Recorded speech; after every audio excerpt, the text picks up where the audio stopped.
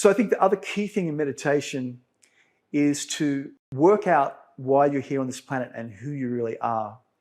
Because we're here for a reason. You might not think so, or you're here to live your life to the fullest. So it's very important that we discover our life's purpose. This is a key essential concept for us in life. When you have discovered your life's purpose and you're living your life's purpose, then once again, all these stressful events and that become smaller because you have a bigger mission. So I think meditation is about discovering your life's purpose. Meditation, I also think, is about living your life to the fullest and achieving your goals, dreams, and aspirations. Because we are human beings. We have an innate desire to live a fulfilling, successful life. So I think some gurus suppress your desires and goals and dreams. And I think this is really wrong because the gurus they're living their lives following their goals and dreams as they tell their students not to. So living your life to the fullest and discovering your life's purpose.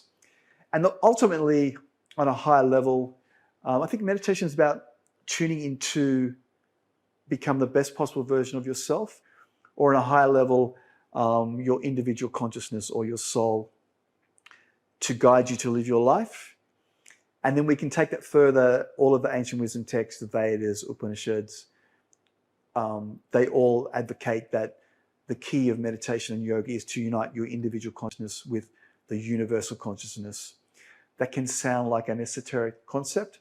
You could look at that as tuning into your more evolved brain to then access the quantum field of infinite potentiality to materialize your goals and dreams and aspirations in life. So that was quickly what is meditation from my perspective. What is not meditation?